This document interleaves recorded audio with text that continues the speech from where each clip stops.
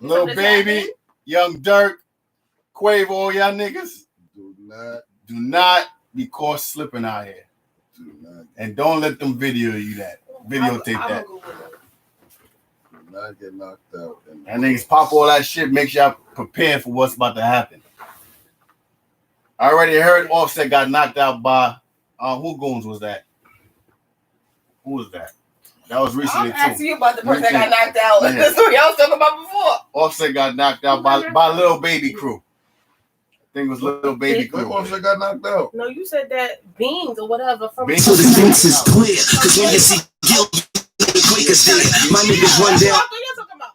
When did this happen? Like back in the day? Back in the day. I thought some shit happened. But it wasn't that long, far away though.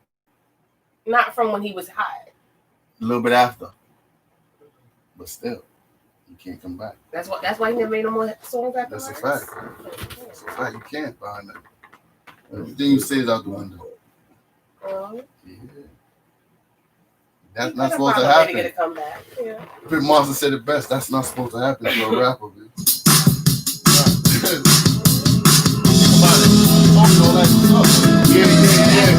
Don't talk about it. It's gonna be like humble and stuff like that. Then you gotta ride that whole way to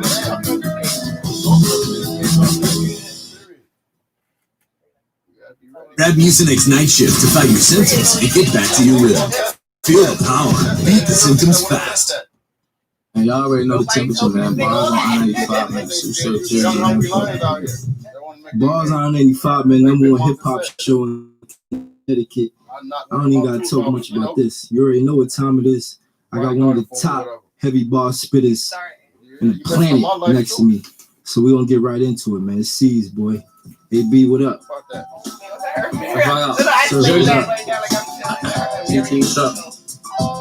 Look, yo, Lord, forgive me for my sins I've been tainted.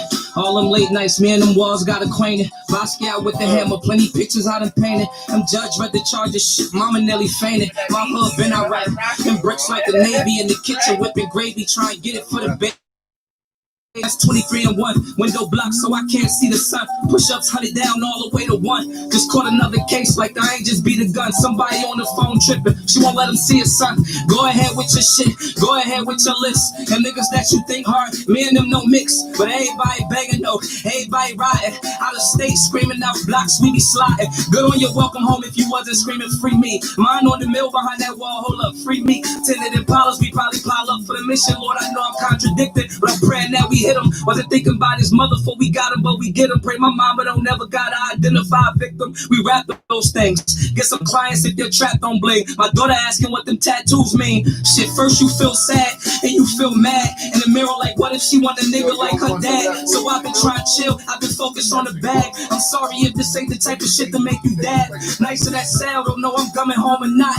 You hear that door close, I still hear that shit locked. I'm back for my loyalty, still hit them shots. Metal cups left a mark. Allergic to them cops. And niggas fuck with him when he's spitting in the light. He fighting for his life, he can't even get a kite. Shit, all I know is gunplay, I know I gotta get it though. God asked Chris Paul how he let them clippers go. Suckers try to speak, get the stale face. No, I got a hell date. Till they eat good, tilapia, well steak. Wifey know where I put the bell cake. I'll take a gel case before I take a shell cake. Leaning off these Minnesotas, pop another Viking. Shit really happened, I don't be rapping, I just write this shit. It's for Northside, like another day, another movie. So I'm usually out of town, shop around with a Karuchi. Only connect with G, shit, me and my guys Gucci. We think that test loyalty, time, money, and coochie. He talk too much, you pay attention, play that nigga loosely. Bring light on the transaction, pull up in the hoopty, pray I make it to my destination. Niggas trying to do me, I gotta hit them hitters, it's gonna be a Call of Duty. Be laid blowing fruity with a cutie, getting chewy. While I'm playing well cootie, finger sticky, shit be gooey. Put a bag on your head, she really lying you for a Louis. Thank God he survived, them doctors stitch him like a coochie.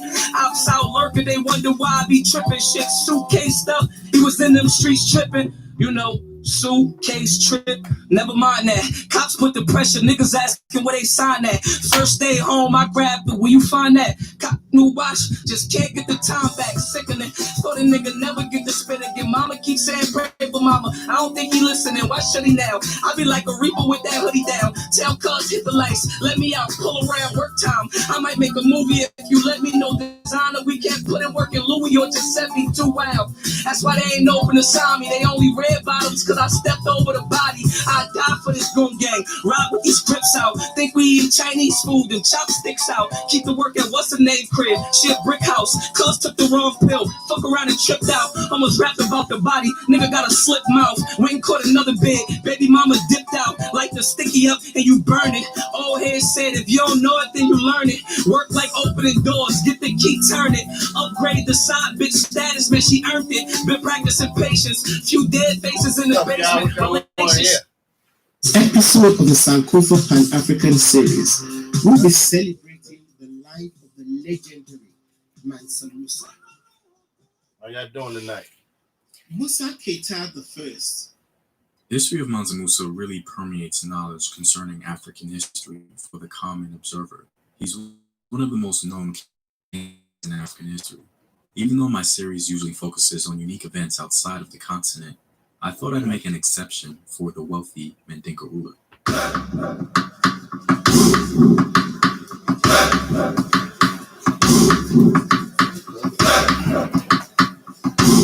Richest man in the world. What up, African world? It's Tim here. Welcome back to another video of African history, culture. By supporting this channel on Patreon, you're helping in the creation of these videos and supporting this content. If you'd like access to full courses and sources, or you simply want to show your support, you may do so by clicking the Patreon link. Oh, it's two people. I was about to cut it off. Some scholars believe that Mansa Musa was indeed the wealthiest human being the world has ever known. It's no surprise because Africa is one of the wealthiest continents in terms of natural resources, and that's why it became a target for the rest of the world. Even though the discovery of African history is still in its infancy as it concerns popular culture, Mansa Musa still remains the exception. His fame in medieval times has translated very well into the modern era, and that city he revitalized, Timbuktu, became a legendary city, one that gets frequent reference in popular culture. Timbuktu is no doubt the most popular medieval African city, and perhaps the most popular African city, period. The Mandinka king really overshadowed a lot of what was going on in the early 14th century.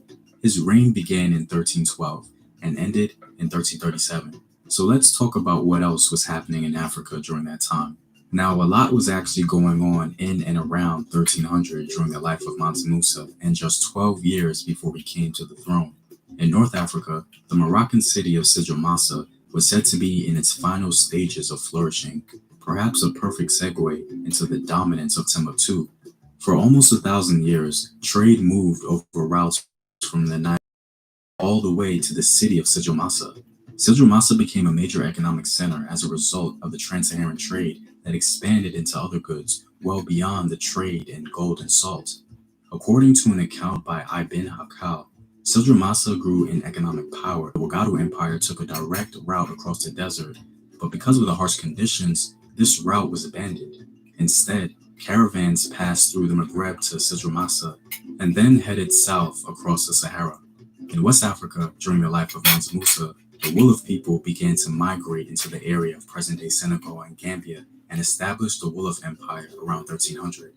The Wolof system of government, based on individual wealth and the preservation of personal privilege and power, became one of the most autocratic systems of government in West Africa.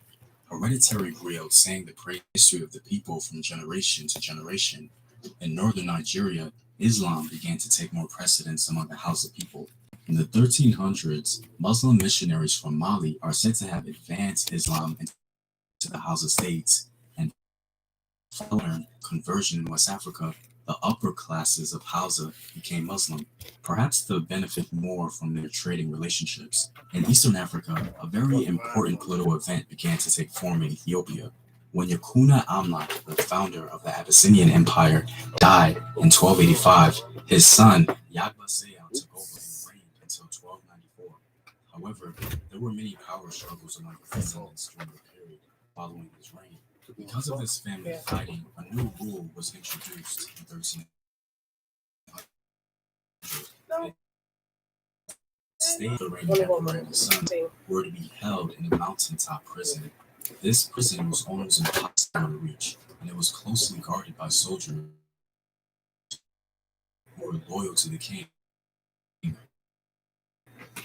Most kings followed this practice until the early 16th saw the problem that plagued the Solomonic line through its long history, constant fighting over succession among those claiming royal lineage. This was a very important moment in African history because succession disputes plagued many African empires, making them easy prey for invasion, foreign and domestic. The Ethiopians were able to figure out a way to peacefully solve this issue for quite some time, significantly reducing the likelihood of violent civil wars. Also in East Africa during this time, Tutsi, who were always a pastoralist or cattle-raising people, began to settle throughout present-day Rwanda and Burundi, an area that had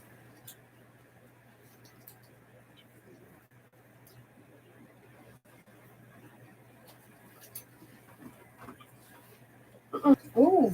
Oreo, sit down. Leave it alone, stupid. Hungry? I wish they had more. It was mad. Yeah. Yep. But I was making that when I made that, so it was like whatever. Mm-hmm. Good job.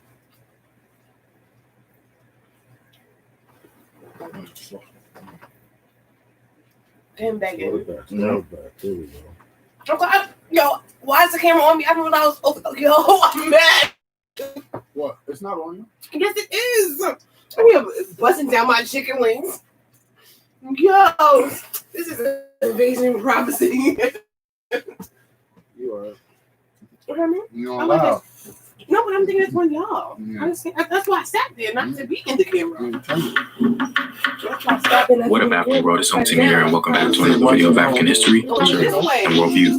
By supporting this channel on Patreon, you're helping in the creation of these videos and supporting this content. If you'd like access to full courses and sources, or you simply want to show your support, you may do so by clicking the Patreon link in the description box below. Some scholars believe that Mansa Musa was indeed the wealthiest human being the world has ever known. It's no surprise because Africa is one of the wealthiest continents in terms of natural resources, and that's why it became a target for the rest of the world. Even though the discovery of African history is still in its infancy as it concerns popular culture, Mansa Musa still remains the exception.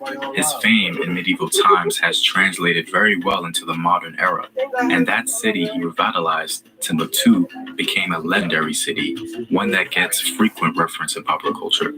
Timbuktu is no doubt the most popular medieval African city, and perhaps the most popular African city, period. The Mandinka king really overshadowed a lot of what was going on in the early 14th century.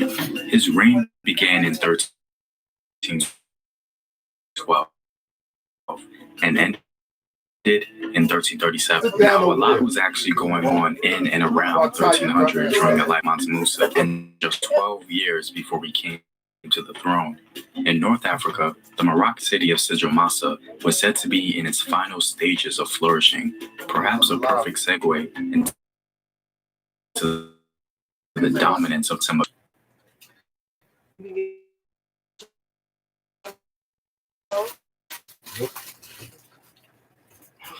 Come here, stupid. Come here, stupid. Oreo, come here. From the Niger River all the way to the city of Sijomasa. Sijomasa became a major economic center as a result of the trans-Saharan trade that expanded into other goods well beyond the trade in gold and salt. According to an account by Ibn Hakal, Sijomasa grew in economic power due to shifting trade routes. At one time, trade between Egypt and the Wagadu Empire took a direct route across the desert, but because of the harsh conditions, this ripped to Sijomasa and then headed south across the Sahara. In West Africa, during the life of Mansa Musa, the Wolof people began to migrate into the area of present-day Senegal and Gambia and established the Wolof Empire around 1300. The Wolof system of government, based on individual wealth and the preservation of personal privilege and power, became one of the most autocratic systems of government in West Africa. Hereditary griots sang the praises of the divine leader and their aristocratic masters and transmitted the history of the people from generation to generation. In northern Nigeria, Islam began to take more precedence among the Hausa people. In the 1300s, Muslim missionaries from Mali are said to have advanced Islam into the Hausa states, and following Hey, we want the avocado. Yeah. All that good. The familiar, perhaps. This is my dinner. That and the kale? Kale and avocado. Okay. Complete meal. Yeah. Eastern Africa, a very important political event began to take form in Ethiopia when Yakuna Amlak, the founder of the Abyssinian Empire, died in 1285. His son Yadbasayan took over and reigned until 1204. Yeah, it's still live streaming. Okay. Still on live. Give him something to watch.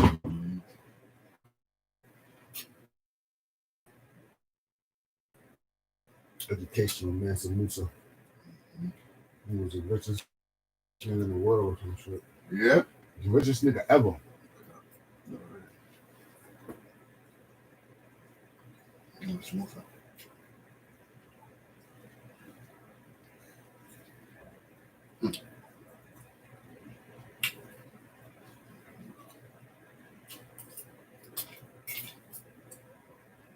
Back in them times. Mm-hmm. But even to this day, you still be the richest. If you calculate the wealth and all that, he's the richest man ever. I mean, that's what they say. I don't know. Black man. Mm-hmm. Black man.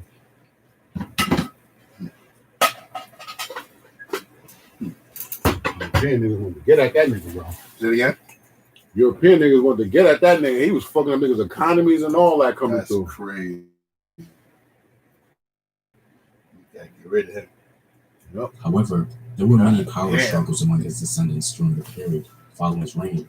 Because of this family fighting, a new rule was introduced in 1300. It stated that all males tracing descent from Yakuna Amlak, except the reigning emperor and his sons, were to be held in a mountaintop prison. This prison was almost impossible to reach, and it was closely guarded by soldiers who were loyal to the king. Most kings followed this practice until the early 16th century when the prison... However, there were many power struggles among his descendants during the period following through its long history, constant fighting over succession. His reign, a new rule was introduced. Royal lineage. This was a very important moment in African history because succession disputes plagued many African empires, making them easy prey for invasion, foreign and domestic. The Ethiopians were able to figure out a way to peacefully solve this issue, significantly reducing the likelihood of violent civil wars. Also in East Africa, from Yakuna Amlak, except the reigning emperor and his sons.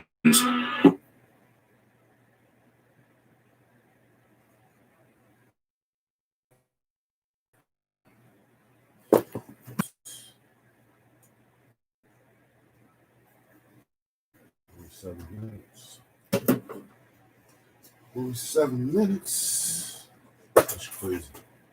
I ain't gonna meet. I really feel full. Because when you got alkaline food when the shit is alive, the iron in it, like when shit is dead, and when you eat meat that's dead, the iron in the meat is not alive, so it don't run no electricity. So you don't know when to stop eating that shit. When you eat shit that's alive with alkaline, the shit with the iron in it, when you eat that shit, tell your body like, yo, it's too much metals in this shit because it's alive. So it transfer information. You know what I'm saying? Through your body. I thought no same thing with alive. I'm learning some shit from Bud Light too. The avocado, good gut batting material, make you feel good. Take away from your depression, anxiety, and all that shit.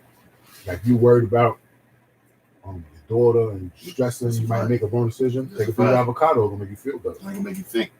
Yeah, make you feel better. That's not what it do. There's some aspect of you are what you eat. True. So when you eat bad shit, it fuck with your psychology. You know what I'm saying? Yeah. So you may be the strongest mind person in the world, but that shit ain't gonna separate that your stomach and your body is part of your mind. True. You know what I'm saying? True. So chemicals, just like certain foods you eat, it give off the hormones of serotonin. That's to make you feel good. You know what I'm saying? So it's the same aspect. You know what I'm saying? Just like when you smoke, it gives off that serotonin to your brain to make you feel good. Same aspect with food. You know what I'm saying? When you eat certain shit, it sends off that serotonin to your brain to make you feel good. You know what I'm saying? So that's basically with a lot of sugars and shit like that. It's that signal to the brain. So you know what I'm saying? Let your body get all the nutrients from the fruit. Yeah, but once you eat alkaline shit, that shit that's alive, like kale and shit like that. Once you eat kale or whatever, I eat a little bit. You be full. Once, yeah, it was just a little bit. Once I'm eating it or whatever, and my body, I got the right amount of nutrients. It's gonna tell me, you full. It's gonna make me feel the full process. Like right now, see what you're saying? I didn't eat nowhere near how I would usually eat when it comes to rice, chicken, potatoes, beans, and sides and all that shit. Sharon will tell you, my plate be huge, and our bodies the shit. Yeah, I ate way less, and I feel way more full than I ate because the dead food, don't give off signals to your brain to stop fucking eating. Got you. No cutoff switch. They don't keep eating. That's why I said the dog will keep eating if you keep feeding it. No. See, the thing about it is, we're African people. We're made from Africa. We're made to certain where you live, where you're from. That's what nature make your surroundings through your feces, urine, breathing. The history of months also really permeates knowledge concerning African history. You can live where you live at. You know what I'm saying? Through your sweat and all the other shit I was just saying. So, yes, we was meant because the best thing is to get on that as much as possible. Yeah, exactly. So that's why you see people with bellies and shit like that, because they eat so much and their body's not telling them to stop eating. Because the food is not alive. It's not sending no signals. It's not sending no signals. That's why your belly just grows. Yeah, it's not sending no signals to be like you full. You know what I'm saying? Look at that drink beer too. Yeah, they got that problem too. Alkaline food, that iron in the alkaline food that's alive, electricity, once that shit hit your stomach, that electricity start going. So now it's sending signals. Now it sends signals. Now when it's content with the nutrients it's giving your body, it automatically sends that full signal to your brain. It just shoots it up. You know what I'm saying? That's why we're meant. You could tell nature it tells you what to eat, what you're supposed to eat to thrive. You know what I'm saying? And everything goes together with one, because what you eat, it affects your psychology and all that shit, like I was just explaining. You know what I'm saying? So yeah, that shit, that term what you eat is very important and true. An observer, he's one of the most known kings in African history. Even though my series usually focuses on unique events outside of the continent, I thought I'd make an exception for the wealthy Mandinka ruler.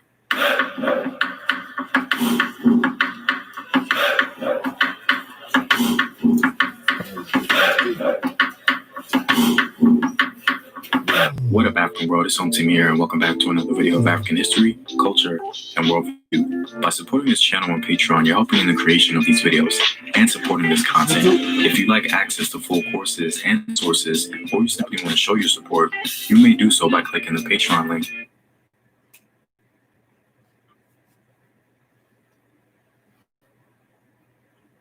Dude, that nigga look like weed, B. He just rocked out, shaving his mustache off, though. He did no time, though.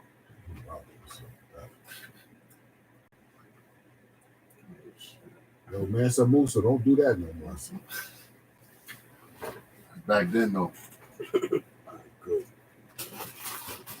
He violated.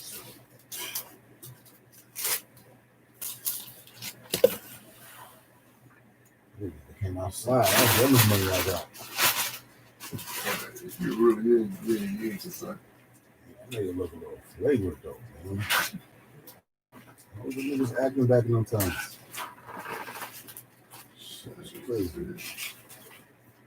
And you know them Arabs had niggas enslaved for way more than the man slave trade, right? Say that again. the Arabs, Muslims had black people in slavery way longer than the Atlantic slave trade and the Europeans. To the description of the wealthiest human being the world has ever known. It's no surprise because Africa is one of the wealthiest continents in terms of natural resources, and that's why it became a target for the rest of the world. Even though the discovery of African history is still in its infancy as it concerns popular culture,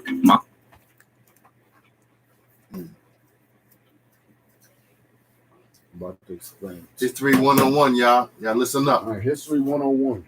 Yeah, the Arabs, the Muslim people enslaved black people for about 12 years before and during the Atlantic slave trade. The reason why it's not well known or highly talked about and not known is because they basically faded us out. You know what I'm saying? America didn't fade us out because they needed to multiply us in order to continue slavery. You know what I'm saying? They didn't need. But the Muslim people was on that side. They was on that side of Africa, Egypt, all that shit over there. So they taking slaves. They ain't gotta worry about slaves as much as the Atlantic slave people have to worry about it. That's why they came to Africa. That's why they put that big castle over there by the fucking sea and all that shit, so they could put the slaves in there when they ready to take them on the sea and take them to the Caribbeans and to the Americas and shit like that. Like taking them where they you know what I'm saying? They take them from Ghana to Caribbeans, and from the Caribbeans to Americas, like here in New York, United States, and shit like that.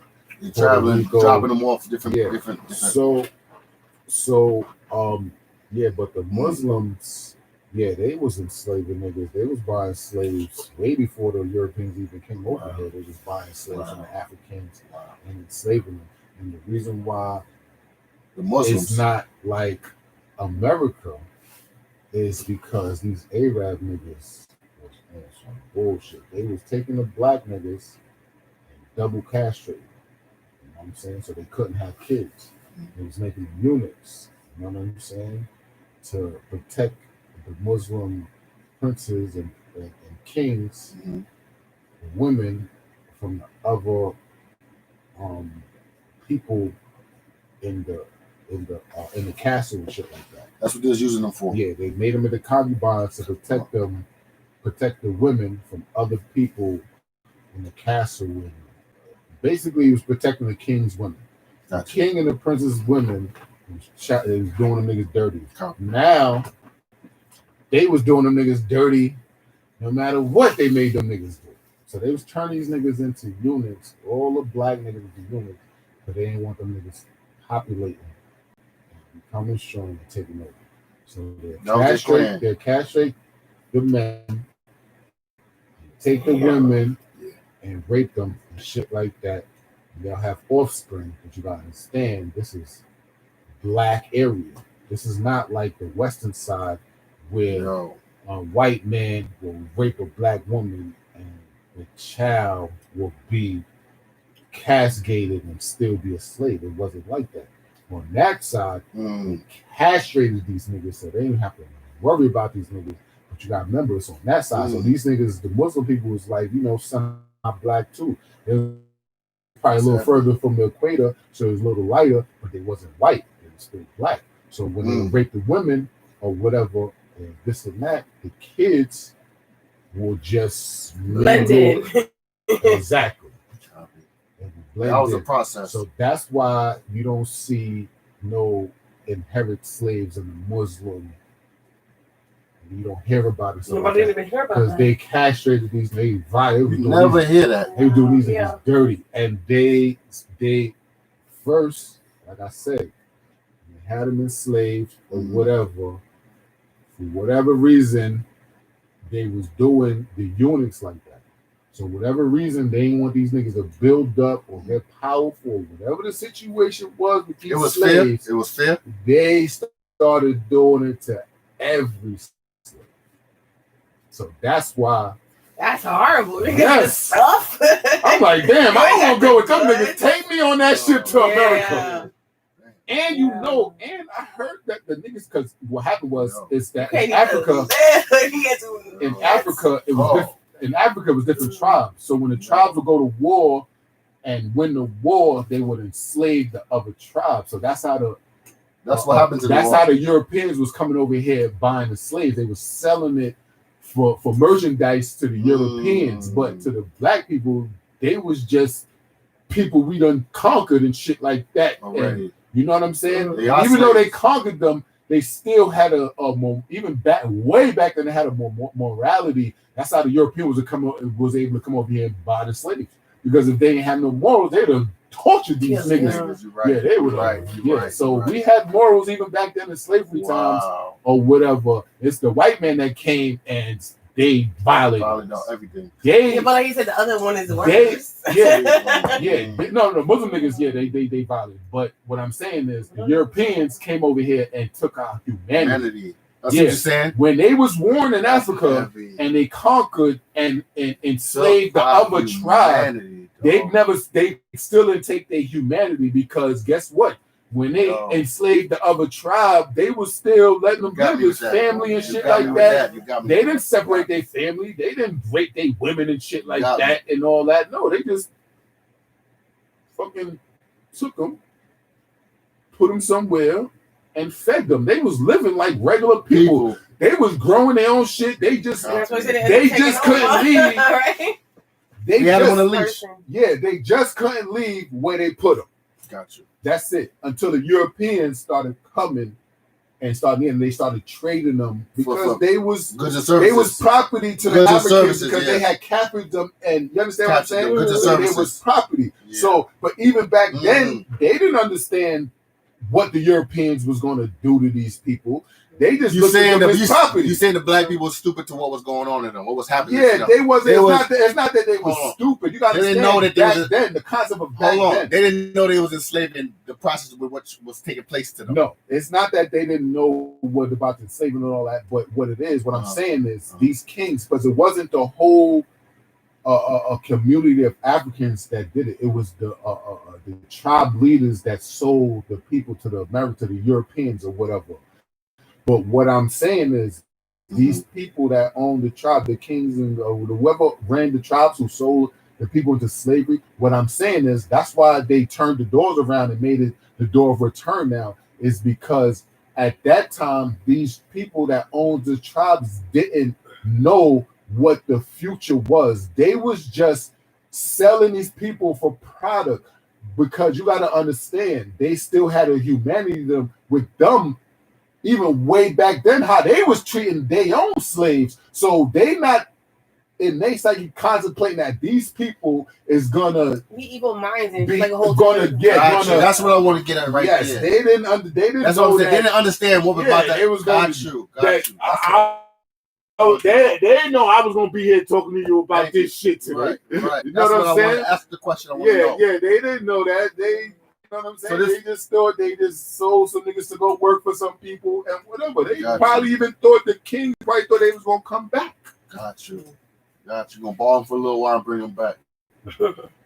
Even though they own them, they probably thought it was gonna bro. Whatever the situation was. But at that time, the slavery was as how we perceive it to be, as it was in our past. To them, that's how I'm looking at it. To them, it didn't look like that. That's your personal opinion?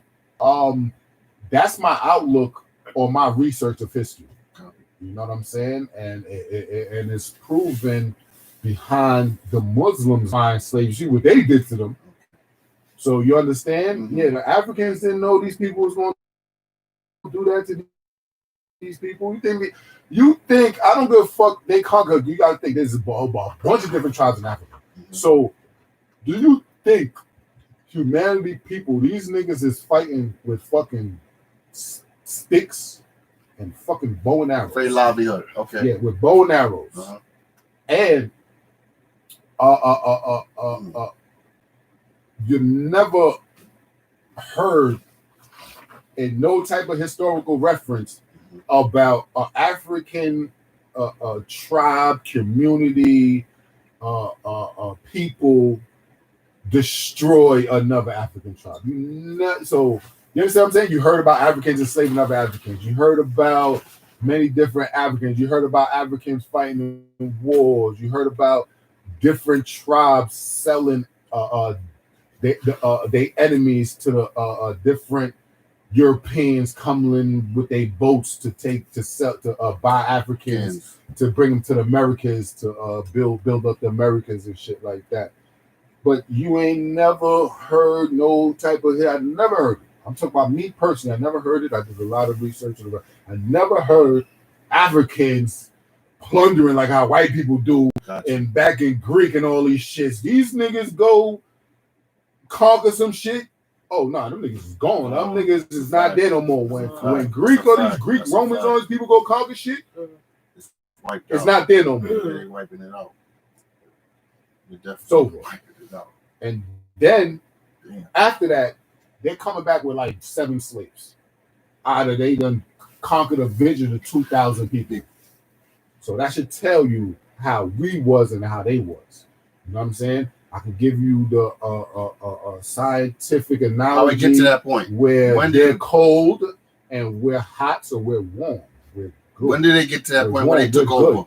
Because they're hot. When you live where it's cold, that you gotta be cold to survive. That's their natural state of mind.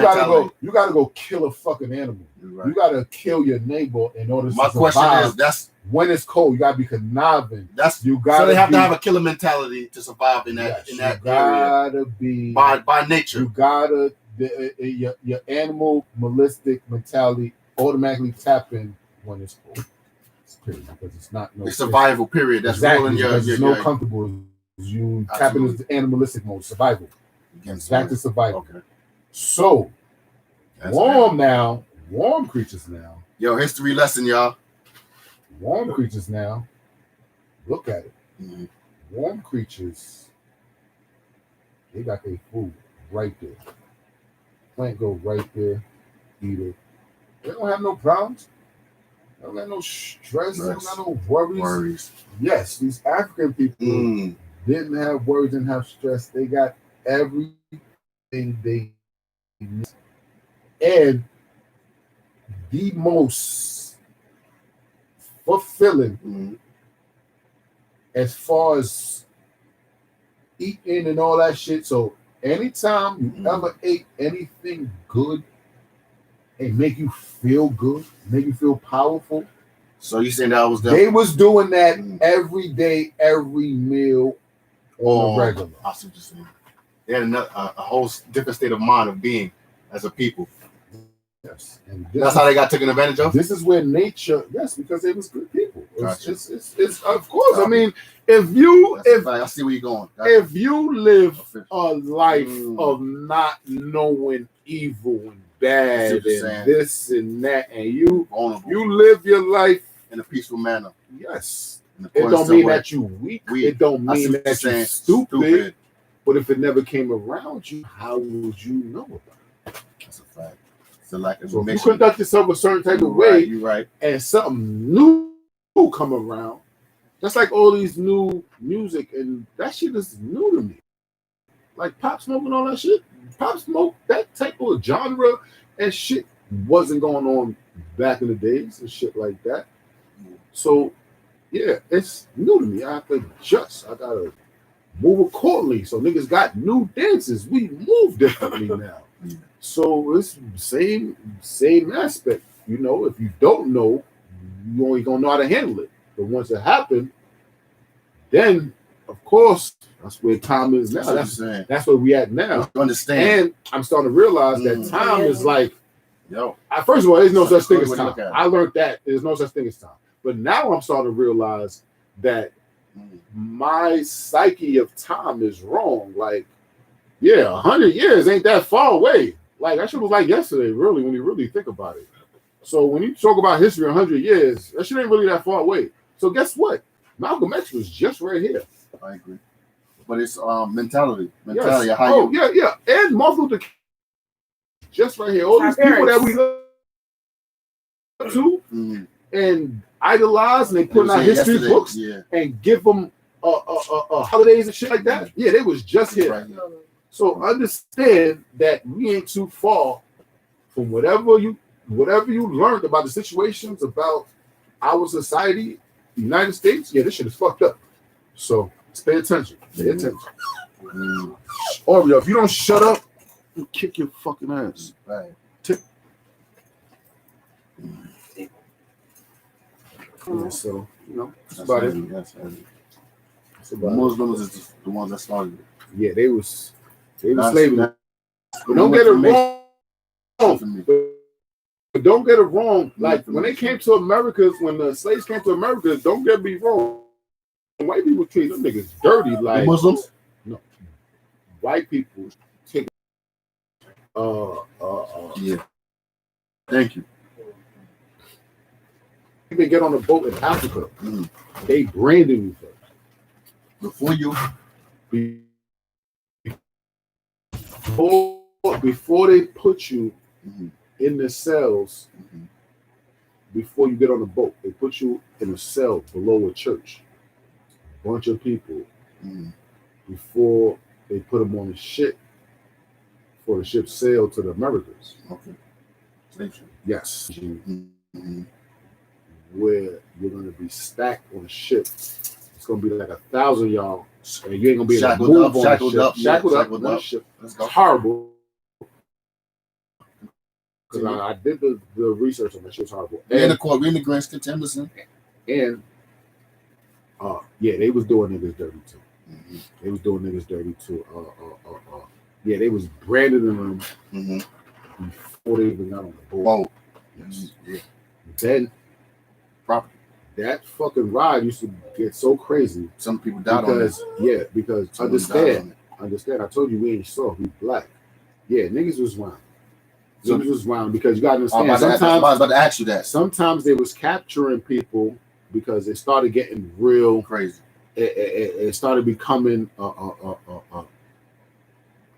it started becoming a necessity that slave shit started becoming a real priority for the Europeans. Like, And the black people was catching on. yeah, it started becoming so it started became wars behind Africa and the Europeans. Like, yo, That's I see what why- y'all doing right now. Yeah, that's why they stopped the slave trade. It was one. Oh, yeah, and something. one of the Yeah, stories that's that I what- know is one of these queens. It was a queen that was torturing these niggas a queen with intelligent warfare. A queen. A queen. Yeah. A queen of her peoples. Because the white people in the Americas, remember, 2 million people died on the voyage. Too much. So imagine niggas they was kept. I'm talking about niggas is coming. They coming with like 13 ships. Just one time to America. Yeah. And one ship hold like 1,000 niggas, but they not That's what I'm like saying. Yeah, they ain't not a comfortable 1,000. That's a fact. They got them locked No, you're suffering in there. If you the person that's cargo, you're suffering. Yeah, food, everything bad for Yeah, you. you're suffering for the whole 3 months you're out at sea. Yeah, you're on your own. So however long it is, 30 days, 3 months, whatever it is, You're you're suffering that whole trip over there. Yep. You might not even make it to get there. Yup. And that should be hot, all type of shit. And I think I'm gonna check. That ride was mad long, treacherous. Like I think like a year or some shit. Hell no. I'm telling you, mad long. It was way over a month. Yeah, hell. They're traveling from where? Think about Africa, from Africa to America? Africa to America. No way. Yeah, because them niggas didn't know what the fuck they was doing back then. So I think it took them a whole year to travel. Africa to America? A whole year, if I'm not mistaken. No, that's a lot. That's a lot of time. Telling you. 12 months. On the sick. 12 month. 12-month trip. Yeah, them niggas crazy. Dumb niggas was crazy. Yeah. 12 months in that position. Yeah, and they had to learn how to fucking travel because them niggas was fucking up, nigga. Niggas wasn't even making it back. Yeah. So most wasn't even making it back. The slaves was. I'm about to say that. They got the best of them. Slaves was uprising, killing them niggas, all type shit. In that situation. Slaves was jumping off the boats. I heard them jumping off the boat and shit. Yeah, they had to. Yeah, they had to contain them. Yeah, they tried to contain them. Yeah, they had to. They had to re-engineer their plan. Yeah, to get them. Yeah, so the guns and all that came about. So yeah, because remember, you gotta understand. This was a 500-year situation. Process. Yes, they didn't stop moving slaves from the ships till the 1800s. The niggas going to Africa and doing us dirty. Yeah. So, because think about it, how much hundreds of years, generations was coming back for us and being more sophisticated when they came. Yeah. That's a fact. From their forefathers taking us from Africa. So now they're coming back with the more sophisticated boats. They like, we got a compartment square like this big. They're putting people in squares this big, taking them out every day just to exercise. I couldn't even imagine the stress and the torture a nigga will go through. A nigga can't even move. They saying the nigga couldn't even turn around.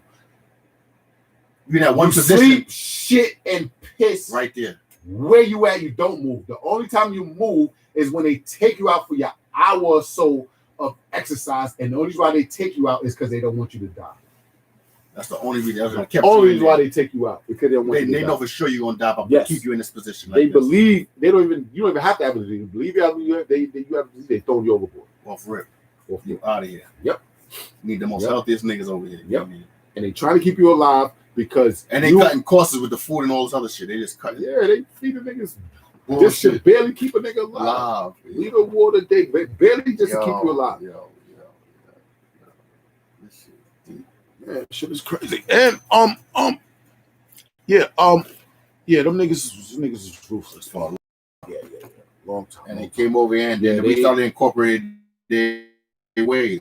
Yeah, they started getting more sophisticated in their approaches to capturing what they do, because Africa, and you learn a whole bunch of real ethics. You come back here, cha-ching. So you see why these captains was taking that trip. Yeah, they ain't got to take too many trips to be good for the rest of their life. That's what you're saying. Worth a lot in them times. That a slave was equivalent to being wealthy.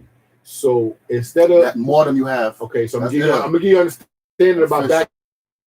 Give you understanding about back in the day, because rationalization of how it was back then.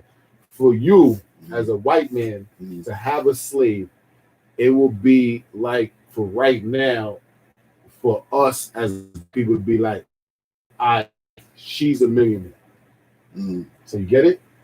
That's how slavery was back then. Only the rich people that own big plantations had slaves. Not saying that a couple of little people didn't have like one slave here, there, or two, or maybe a nigga working in their backyard and shit like that. But it was the rich people that owned slaves, and that was like part of how they show they had money. It's how much slaves you had.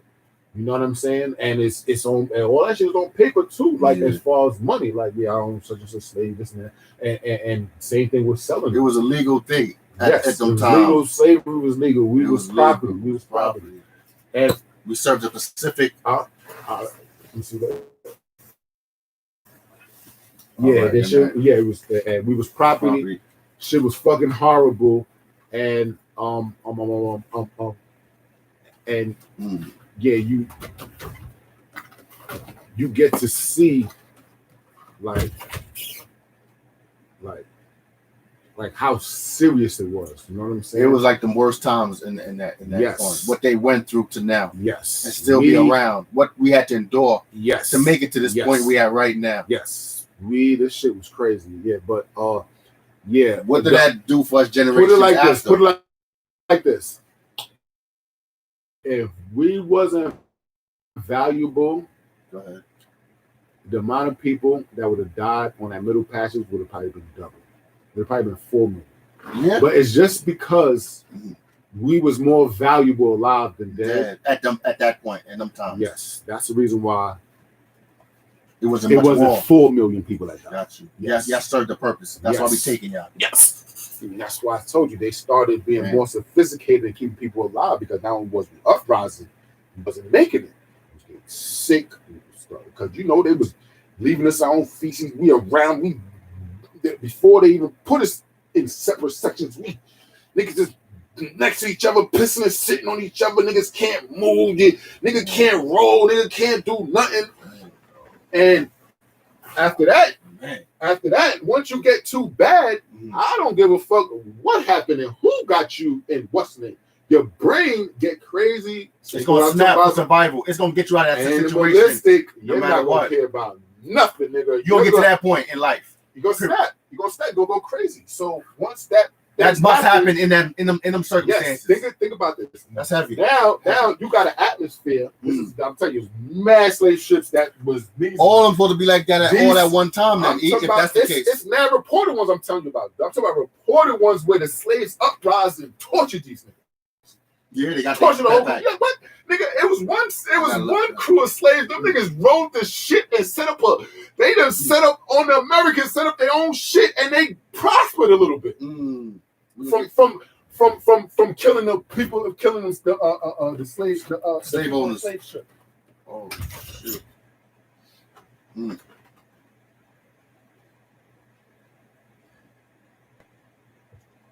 Y'all getting this? History 101. Going back in time, slavery.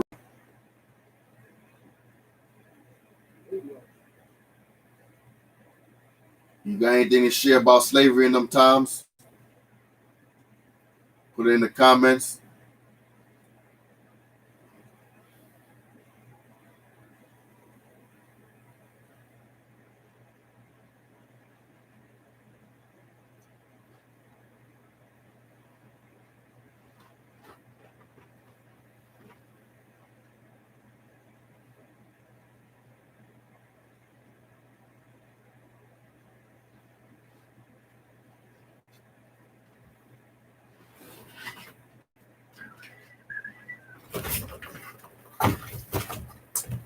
Got drunk and blew it on me. Yeah. Perfect. Lock in. And she dropped the fucking weed. Mm-hmm. I'm used to her though. Lock in. Yeah, man.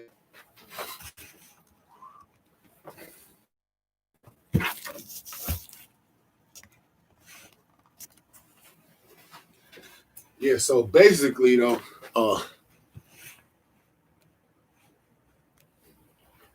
how did it go on for so long then? If blacks was rebelling, why did it go on for so long if blacks was rebelling? No, it's not. See, let me tell you. When they went to pick us up, we was enslaved by Africans already. Other Africans, yes, enslaved. So we was already submissive in that position to be sold. So, but you was already somebody else's property. But you understand that. Yeah, but now when you go, when you get on the, now you get branded. That shit hurt. They put you on a fucking boat. Your fucking shoulders fucking burning the shit out of you. They put you in a little ass shit. You're pissing and shitting on yourself. Yeah, you're gonna snap. And you like, yeah, you know what? I don't give a fuck what the fuck happened. At this point, I'm gonna bite this nigga neck off. Think about it. The animalistic state you gotta. Yes, you lose your fucking mind. And so now when that shit start happening. So that means we're spiritual people. Black people are spiritual people because there's no one telling you to do that. You innately know, instinctively. Yeah. You know, a change must come. What? A change must happen right now for your life. If you really knew about the uprisings and shit like that, yeah, you would look at slavery a lot differently. I'm not even mad at these white niggas. You're not. Nah, hell no. You're not mad at them. Because you don't know what I know. Yeah, okay. It was 250 documented uprisings. Okay. That's the one that's documented. Imagine the ones they don't tell us about. Okay, make the point. Okay, one of the famous ones that we just heard about was who? Matt Turner? Yeah, that's not too long ago. Matt Turner, yeah. Yeah, he only wowed on like 67 niggas. You know the Haitian Revolution? Yeah, that was big. That was a big one. Them niggas, they put them French niggas heads on pikes. That's a fact. They wasn't playing. They got them up out of there. On the beach. Yeah, they got them up out of there. Them French niggas was scared. Told the Americans started using against their slaves. Mm. One of the Frenchmen wrote in this book about the fucking Haitian Revolution. The nigga said, I don't even understand it. They don't have no sophisticated weapons. They don't have no acceptable knowledge of warfare. But we couldn't get past the line of he said we couldn't get past the beach shore. And they had no knowledge. He said,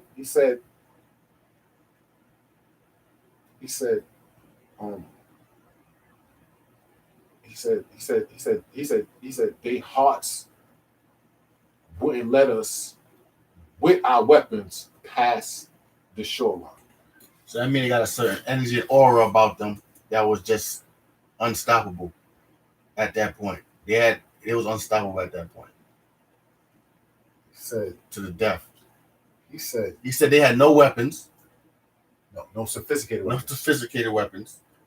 No advanced knowledge of warfare. They were slaves. So the Haitian people were slaves. And they still, and they organized together in the mix of being slaves, of being enslaved. They organized amongst themselves and overthrew them. A country. Yes. Yeah. A country did that. Yeah. Yes. That was the first liberated place on America. That's a fact. To get liberated. The Caribbeans was Haiti. Yeah, them niggas, they don't play. Yes. That's why them niggas get big praise now. And they still only probably they got a black government. Yeah. British Prime Minister. Yeah. So yeah. The nigga said that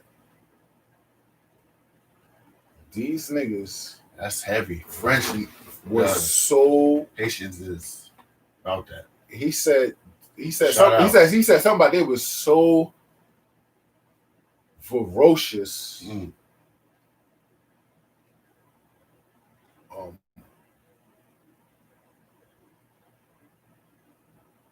Yeah, they're so ferocious.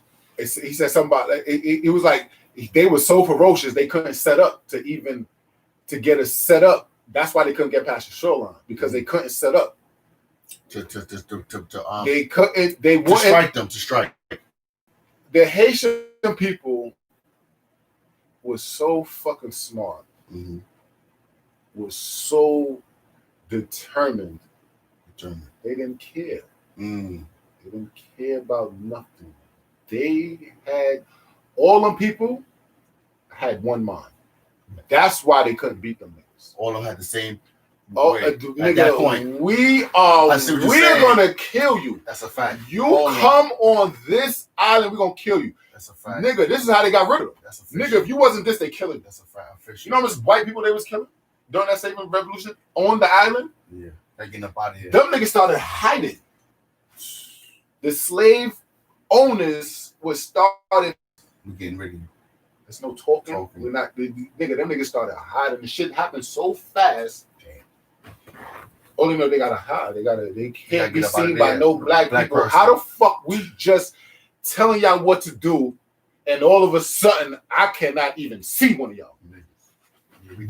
You can't. They don't. So that means we have the capability. They killed everybody. Yeah, they killed everybody, and then the French wanted to come back and try to enslave them again. Because they felt like they owned them. Like they owned that shit. They violated by overthrowing them and all that. So they came with an army. Now we'll get y'all. Like, yeah, we're gonna get our slaves back. Yeah. We're gonna come over with an army. Niggas was staying corrected. Them Haitian niggas, and them niggas get out the water. Out the water. So those are the only group of people that did it. that did that. That shows you it could be done. Yep. We all had one mind and one mind only for this situation. Only people that ever on the Western We side not having it, period. to break It was to free themselves. all of them had that same vision at that point. That's it. Free themselves out of slavery. Out of slavery. This is over with now. You see what y'all doing? That's enough. Not playing. Said, yo, we was so ferocious we couldn't get past the shoreline. Said, damn. And then after they murdered the niggas, they took the niggas' heads and put this shit on pikes. The whole beach. Said, oh, that's shit. He said the first he said, yo, the niggas came by. And so amazing niggas kept on going. Kept on going. He's like, yo, we ain't stopping. It's crazy. Shit. It's a rude and one the for nigga, and from that, they learned how scared they was. They brung that shit to America to use it on the slaves. They seen how much it worked on them. Got you. This is what works. So, and this is the same shit with Nat Turner. That's when they did it. Is when Nat Turner did that uprising. Them pipes they put on their head, that's from the Haitian Revolution. They learned that from the Haitian Revolution people. Them white people learned from the Haitian Revolution. They was scared to death of them niggas. Gotcha. So they brung that same. This is what's going to work. This is the mentality I got to have. They know it worked because they worked against them. This is a short thing for y'all niggas over here. No, we know this going to work on y'all because it worked on us. We use my intelligence. I'm going to conquer over here then. Yeah, because I can't conquer over there, I'm going to conquer right here and have y'all on lock. Yes. Have y'all on lock right now because y'all don't know about this. I have y'all on lock right now. It was mass slave uprising. It was 250 documented. I see where you're going. That's heavy. So you already know the ones undocumented, the ones they don't want us to know about. Imagine. So niggas did put in work, but they ain't gonna broadcast that. Yeah, they said that term wasn't really. Yeah, he wasn't really nobody. He killed a couple niggas, but there was a lot of niggas that was doing that. He was they don't want you to know why, because they don't want you to know that you powerful in your own right and you resilient. You got you understand what I'm saying? You got so much attributes. They don't want black people standing up. Think about that shit. If we stand up, guess who's gonna be down? Because that's the only reason why they up. You gotta have. You can't. Well said. Listen. Well said. Yeah, you can't. This is what I learned about this world. Yeah, what I learned about this world. Yeah, you can't be a motherfucking. You hear that? Yeah, you can't be a wealthy people if there's no poor people. There's no employees. You need somebody to make that, to do that work for you. Exactly. So I need y'all niggas for me to be where I'm at. This is the paradigm. I see what you're saying. For all of us to continue us to succeed, we need y'all. Yes, this is the paradigm we're in right now. Well said. Well said. Yeah, that people don't realize. Yeah. We need y'all to be continuous the life we live in right now. Yeah. We need y'all. Like that's why slavery and capitalism. All that shit. Yeah. This is what it's about. Niggas couldn't work to fucking build up the Americas, especially them white niggas. Them niggas ain't built like that. Damn. You know what I'm saying? Lazy ass niggas. Niggas down the sun for 20 minutes, them niggas might fucking bleed. So they knew like this is these we gotta get these African niggas, man. Yeah. Niggas, I don't know. Niggas I don't know what the fuck is in them niggas' blood, but the niggas can work. Dumb niggas run on cement, B. So niggas last. This work sun up to sundown. They definitely gonna put the work in for us. They don't say nothing. They don't complain about this. Word. They can just continue to work. In the cornfield, all of that. Work. So the Haitians got up out of that and came to America and tried to, yeah, that's just the Haitian Revolution. But all the slavery was still going on in Americas and all that. Still all around. Yeah, but the only people that was free was Haiti. I'm talking about the only anywhere. On Earth. No, on the America side. America. There was people that was free, like there was Moors and shit like that. But after a while, shit. Once they stopped them boats traveling over the Atlantic, Now, it's when they started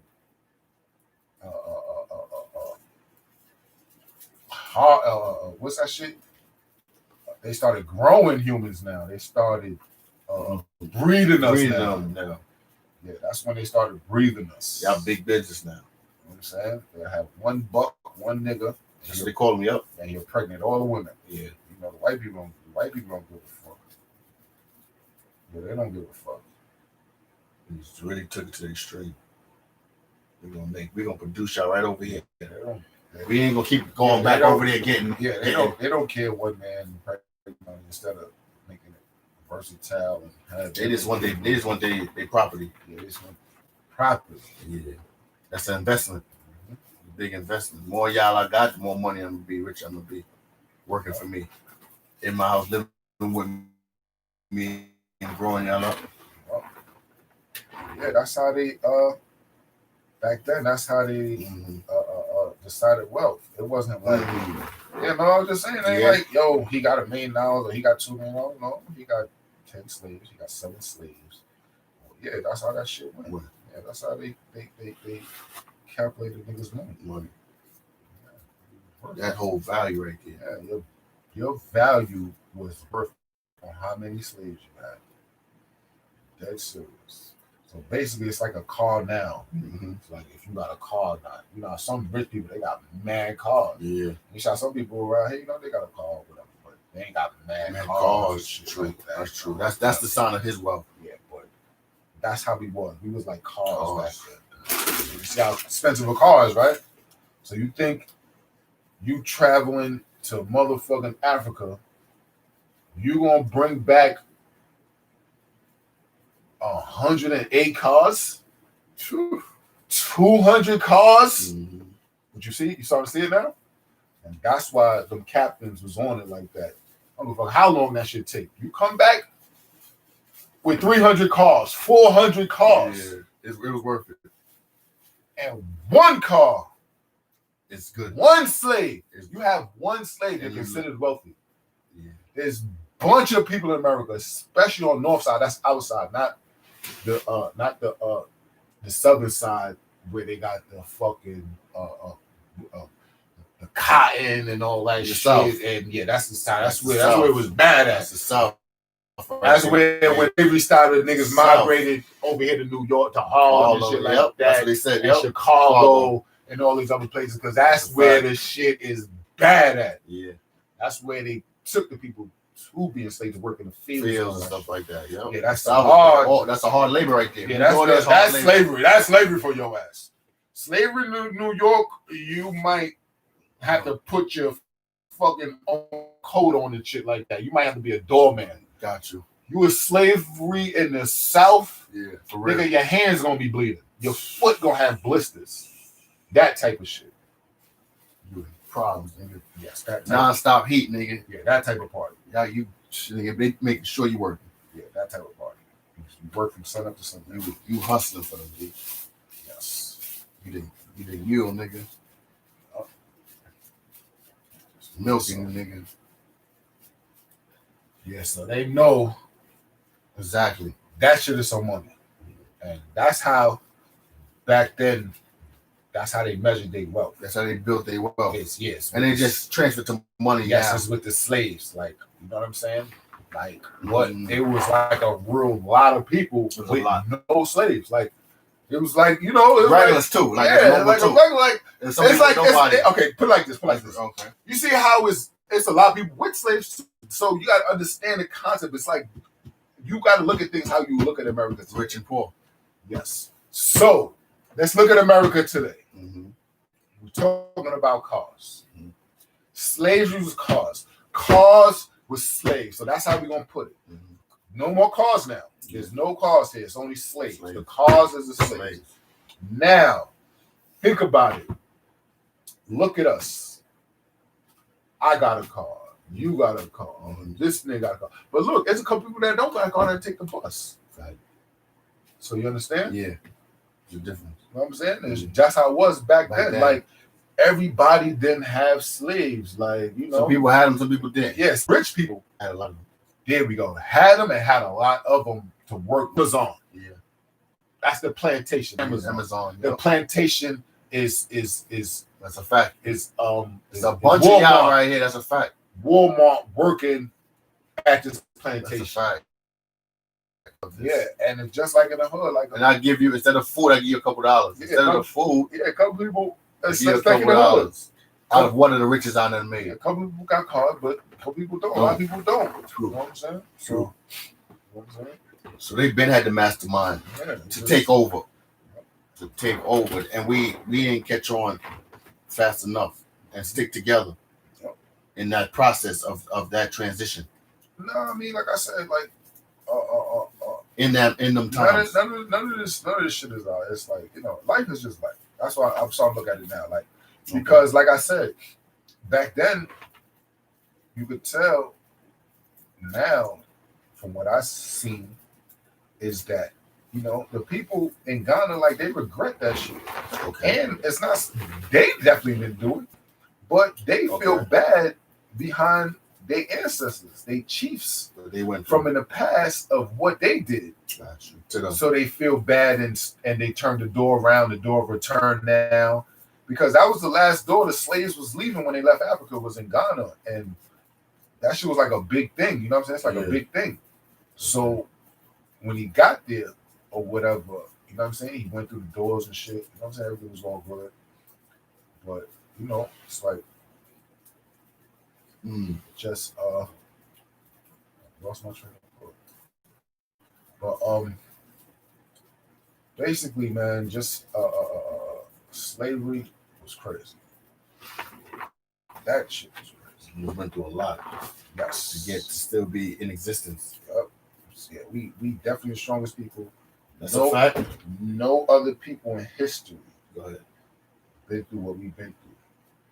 No other people in history. I don't even. Period, or in no point in time. There is no point in history. So what you think about the Holocaust? No people. There's no. Okay. You okay? Let's do the math. You ready?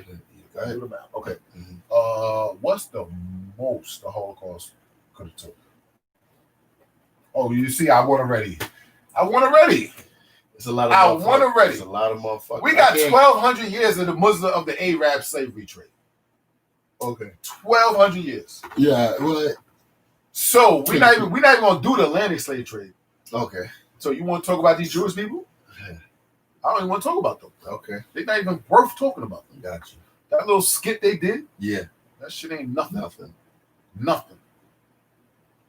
Okay. We lost damn near almost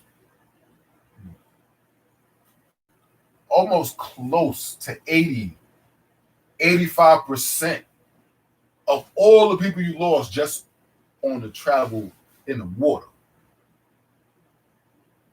I have nothing to say about no fucking Jews. Y'all niggas go fucking jump in the lake. 85% of the deaths happened. Listen, that whole Holocaust, about 85% of that whole Holocaust happened to us. I'm talking about the number of people. Okay. Happened to us on the ride. I see what you say. Okay. We died on the ride coming to the Americas and the Caribbean. Okay. We didn't even make it to be a slave and be pained. That's what I'm saying. And go through torture and struggle. Yes. No, we didn't even make it. To even get to that. Exactly. At least y'all Jewish people was able to be tortured. Y'all had a place to live. Y'all made it where y'all was at. Y'all was living there. Y'all ate. Y'all was chilling. That's a fact. And these people came and did y'all what they did to y'all. That's a fact. Yep. At least y'all had some time to chill. We never had no time to chill. I see what you're saying. Okay. Even till President Day. Still ain't got no time to chill. Federal presidents came to my house the other day, and we still in slavery. Gosh, shit don't fucking change. Still slavery for your ass. Still slavery and shit. Yo, I'm telling you, I just told you, nigga. I just realized 100 years, nigga, 500 years ain't shit. That shit ain't that far back. Really? When you really start dealing about it and living and understanding this life and shit like that, that shit is not that far back. And that's why the system's still fucking niggas over. Shit wasn't that far back. Shit still staying a lot of shit. It's fucked up. Like, the rules ain't changed. They're going by the same law. Same control. Shit's all fucked up. But jail cells ain't no joke. Most of the people there. I ain't gonna be sitting here crying all the goddamn time because nobody gonna listen to me. They listening. Y'all here first. There was 2 people on this shit. Yeah. I get a history lesson 101.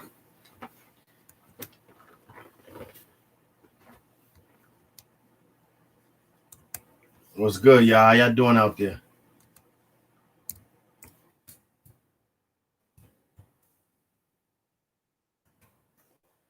Yo. Forgot them fucking words you told me to say. I forgot them shits already. Like, share, and subscribe. Like, share, subscribe, baby. PitMonster. They say the outside.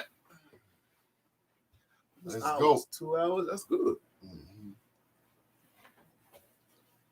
gonna go to the set. Yes, sir. Yeah. Enjoyed your company. It's been fun, bro. Been fun. Sir.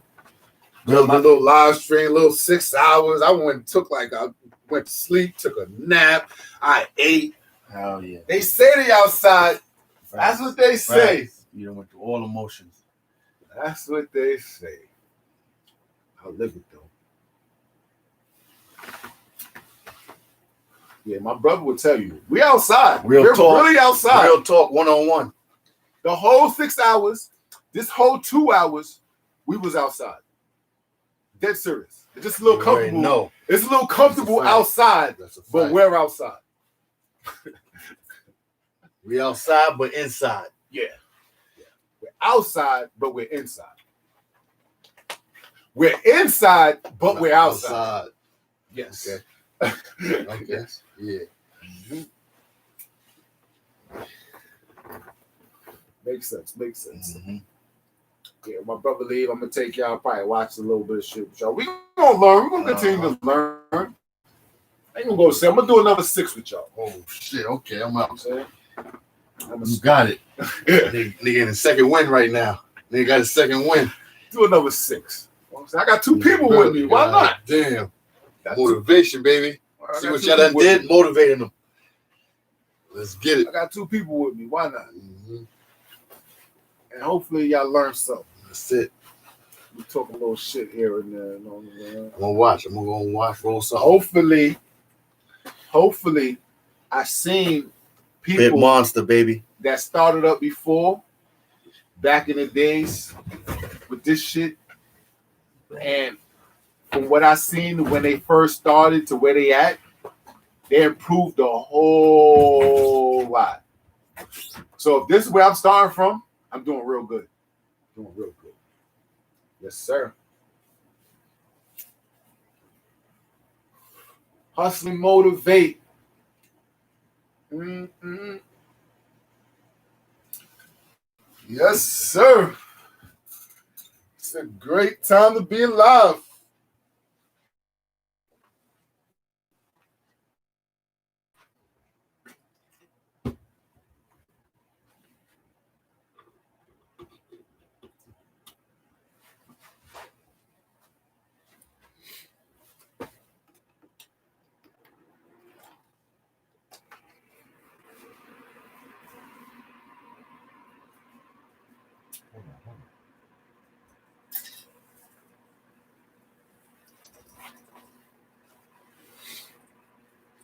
Hustle and motivate. Oh, shit. Woo. Hey. Hustle and motivate.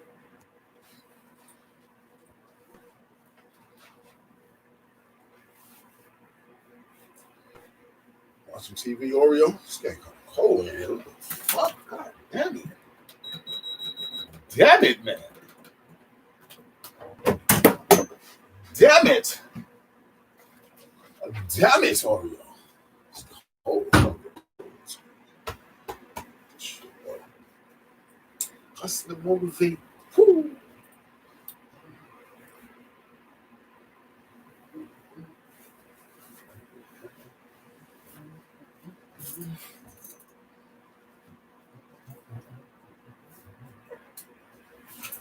Where we at? Yes, sir. We outside. What up, peoples?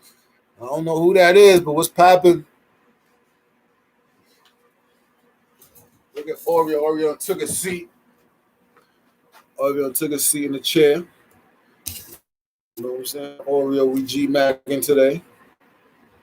You know what I'm saying? It's me and you, Oreo. Me and Oreo taking a set. You know what I'm saying?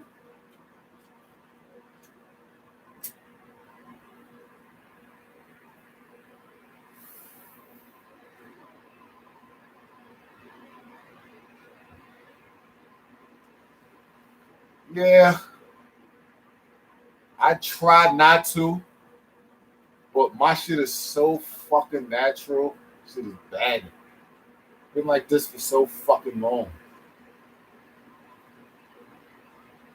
Well, at least y'all, the motherfuckers know that, especially niggas that from the streets, niggas know fake and real. So that shit is crazy. Shit is crazy. Yeah, you could either sense or see if a nigga pushing it or just trying to be it. You could tell. You know what I'm saying? I just be looking at the fucking live stream, I'm looking at the computer. So I be looking at like my movements and like my mannerism. I'm like, damn. I'm a sophisticated nigga. I'm a nigga I like to learn. I would think I'm intellectual. I don't want to have that. Fuck it. I like it. That's who I am. I love it.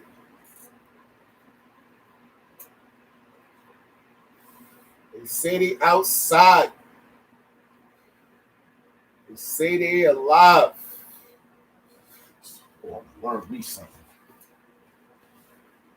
Gonna learn something, Oreo.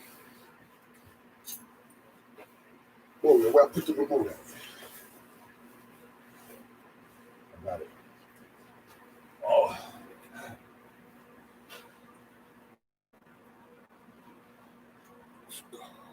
Mansa Musa well into the modern era, and that city he revitalized, Timbuktu, became a legendary city, one that gets frequent reference in popular culture. Timbuktu is no doubt the most popular medieval African city, and perhaps I'm out of here, man. City, period. Yo, hit me a text if y'all want me to stay on, man. I'm about to be out of here, man. What was going on in the early That's 14th century. His reign began in 1312 and ended in 1337. So let's talk in Africa during that time.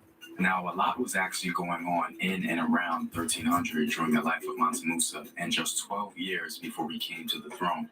In North Africa, the Moroccan city of Sijomassa was said to be in its final stages of flourishing, perhaps a perfect segue into the dominance of Timbuktu. For almost 1,000 years, trade moved over routes from the Niger River all the way to the city of Sijomassa. Sijomassa became a major economic center as a result of the trans-Saharan trade that expanded into other goods well beyond the trade in gold and salt. According to an account by Ibn Hakal, Sijomassa grew in economic power due to shifting trade routes. At one time, trade between Egypt and the Wagadu Empire took a direct route.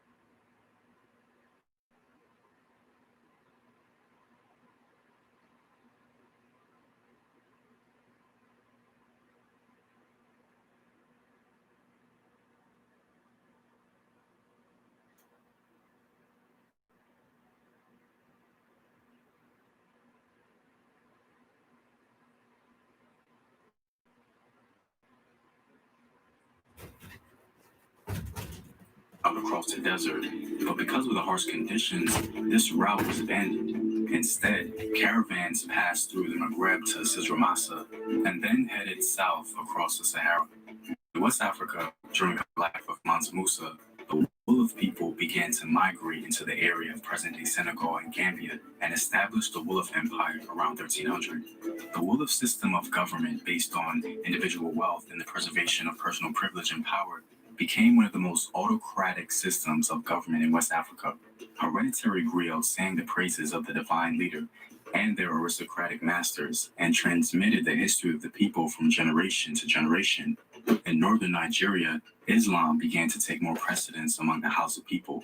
In the 1300s, Muslim missionaries from Mali are said to have advanced Islam into Hausa states, and following the familiar pattern of conversion in West Africa, the upper classes of Hausa became Muslim, perhaps to benefit more from their trading relationships. In Eastern Africa, a very important political event began to take form in Ethiopia. When Yakuna Amlak, the founder of the Abyssinian Empire, died in 1285, his son Yagba took over and reigned until 1294. However, there were many power struggles among his descendants during the period following his reign. Because of this family fighting, a new rule was introduced in 1300. It stated that all males tracing descent from Yakuna Amlak, except the reigning emperor and his sons, were to be held in a mountaintop prison. This prison was almost impossible to reach, and it was closely guarded by soldiers who were loyal to the king. Most kings followed this practice until the early 16th century, when the prison was destroyed. The royal prison helped solve a problem that plagued the Solomonic line through its long history, conspiring among those claiming royal lineage. This was a very important moment in African history because succession disputes plagued many African empires, making them easy prey for invasion, foreign and domestic. The Ethiopians were able to figure out a way to peacefully solve this issue for quite some time, significantly reducing the likelihood of violent civil wars. Also in East Africa during this time, the Tutsi, who were always a pastoralist or cattle-raising people, began to settle throughout present-day Rwanda and Burundi, an area that had been occupied by the Hutu people for centuries. Because they possessed cattle and had better weaponry, they slowly gained political control over the Hutu.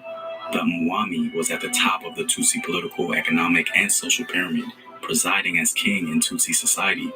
The Mwami controlled all affairs of the state and eventually took possession of all Hutu land.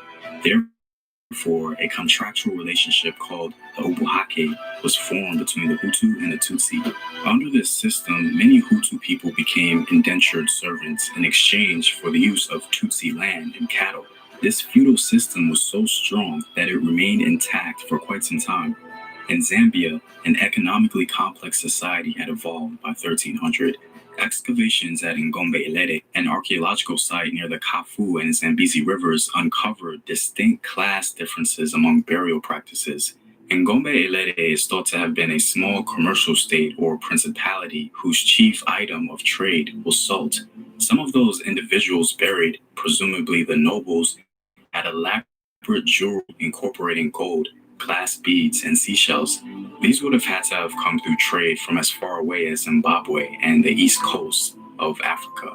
Speaking of the eastern coast of Africa, the magnificent Swahili palace of Hussein Kubwa was built during the life of Mansa Musa in the early 1300s. The Swahili palace was located in Tanzania. The palace was commissioned by Sultan Al-Hassan Ibn Suleiman, because upon his visit to Mecca, he became inspired by the architectural wonders he witnessed, and he wanted to emulate that back in Africa. It became one of the largest buildings in Africa during its time. Also on the Swahili coast, the island of Pate was founded as a city-state, along with Faza, Siu, and Shenga. Pate formed an Indian Ocean trading empire that exchanged gold, captives, and ivory for cloth. In Central Africa, during the life of Mansa Musa, the Kanem Empire began waning, setting the stage for a civil war during the century. But that wouldn't be the end of Kanem. This civil war only made it a stronger empire, an event that is extremely rare. It even expanded its borders after the civil unrest. That's why I consider the Kanem Empire to be the greatest empire in all of African history. Well, I'm all out, guys. Hopefully I gave you a decent picture of what was going on in Africa during the life of Mansa Musa.